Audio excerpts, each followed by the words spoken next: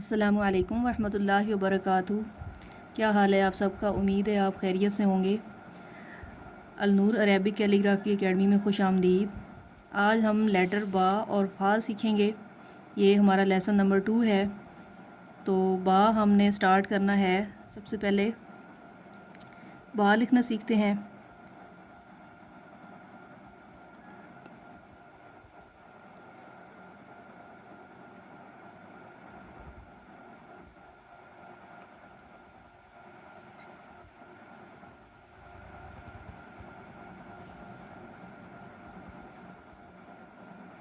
ये हमने 1.5 कद का लगाना है, यहाँ से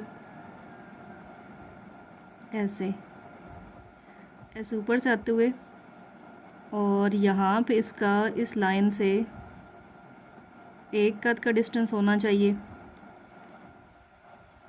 और यहाँ पे भी इस लाइन से इसका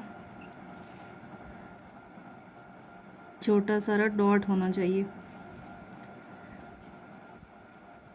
और जो विड्थ है इसकी सेंटर में तकरीबन 6 कद का डिस्टेंस होना चाहिए।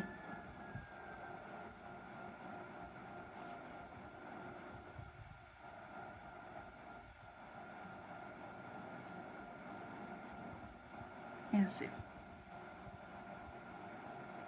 और यहाँ पे भी तकरीबन इसका नीचे 1 कद का डिस्टेंस होना चाहिए, और ये वाला जो सिरा है ये ऊपर होना चाहिए और ये थोड़ा सारा नीचे होना चाहिए।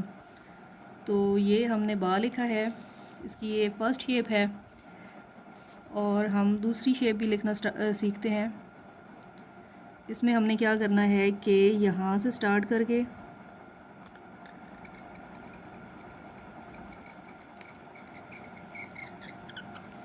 ऊपर से ऐसे ला के, फिर बाद में यहाँ से इसको नीचे ऐसे कर देना है। इसके दरमियान यहाँ पे जो डिस्टेंस है वो तकरीबन 1 कद का होना चाहिए, और दरमियान में ये वाला जो सारा है ये 6 कद के होने चाहिए।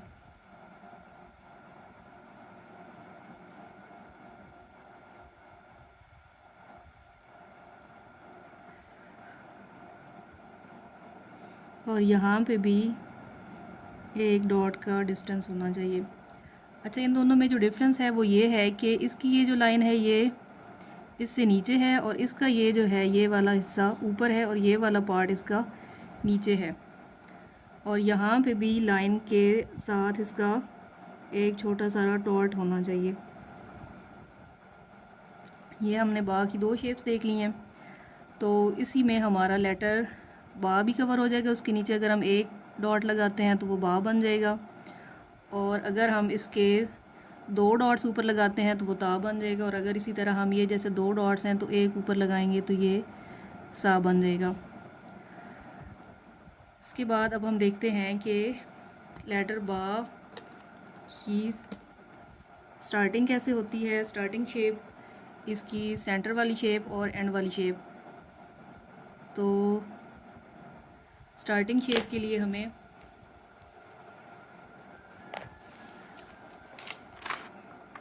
बा जिन लेटर के स्टार्ट्स में आता है उसके लिए हमारे पास डिफरेंट शेप्स हैं। पहली हमारे पास ऐसे है जो कि तकरीबन 1 कद की है, और दूसरी अगर हमने बा की शेप स्टार्ट करनी है तो वो भी ऐसे ही है, लेकिन वो थोड़ी सारी इससे लंबी है, वो तकरीबन 2 कद की है। और तीसरी शेप हमारे पास एक और है, वो हमारे पास तकरीबन 2 कद की है, और 1 कद का उसका ऊपर ताज है इस तरह। और एक और हमारे पास जो शेप है वो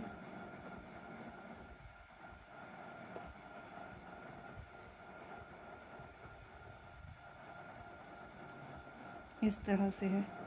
स्टार्ट अगर हम करेंगे तो यहाँ से करेंगे, और जो दरमियान में इसका डिस्टेंस है वो 1 कद का है।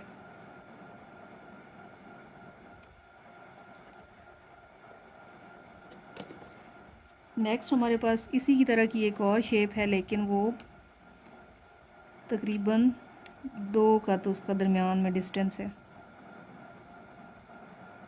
इस तरह।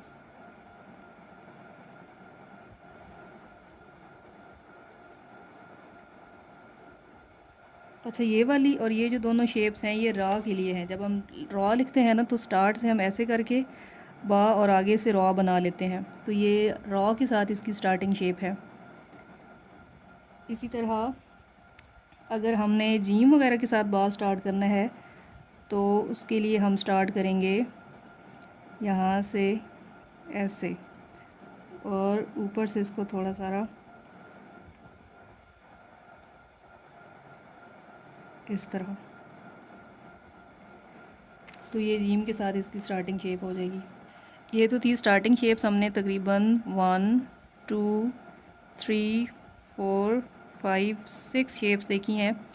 अगर डिफरेंट लेटर इसके साथ आएंगे तो ये इस तरह से लिखेगा। ये इस एक का भी हो सकता है, 2 का भी हो सकता है, और 3 का भी, और इस तरह से भी बा हो सकती है। और ये ना हमने सर्कल में लिखना है इस फॉर्म में, ये हमने ऐसे नहीं लिखना, इसको थोड़ा सारा हमने ऐसे गोलाई में लिखना है। और ये रॉ के साथ हमने शेप्स देखी हैं, और इसी तरह ये जीम के साथ। अब हम देखते हैं कि अब हमने मिडल वाली कैसे लिखनी है। इसके लिए भी हमारे पास डिफरेंट शेप्स हैं।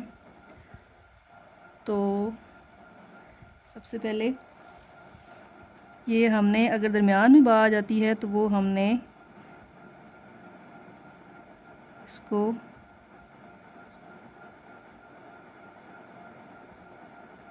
इसी तरह हमने लिखना है।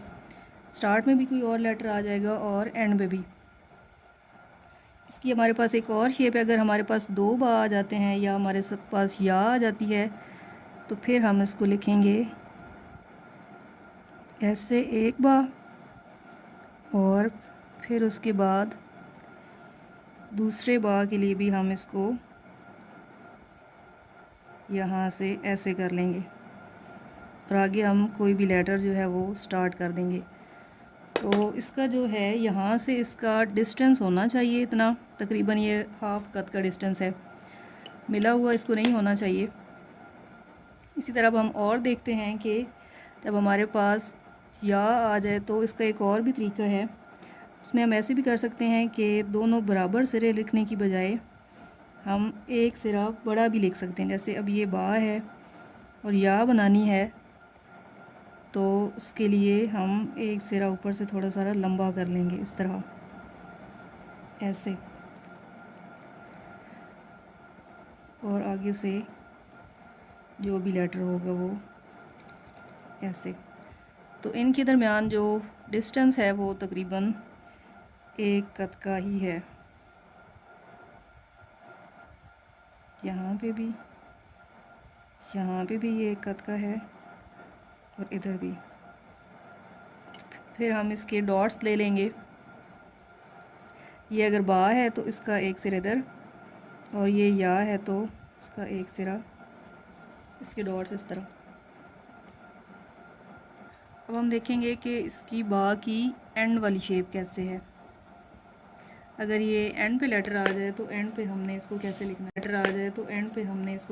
है। तो एंड पे इसको हमने ऐसे ही लिखना है, स्टार्ट में जैसे कोई भी ये लेटर है ना, इस तरह, और यहाँ से हम आगे बा की शेप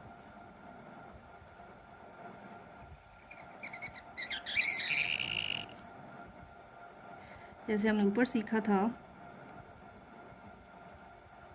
वैसे ही रखेंगे।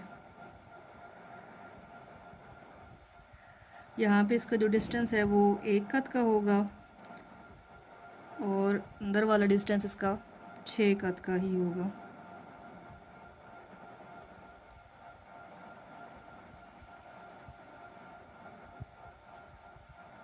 और यहाँ पे भी एक कद का डिस्टेंस होगा, जो हमने ये स्टार्ट वाला सीखा था।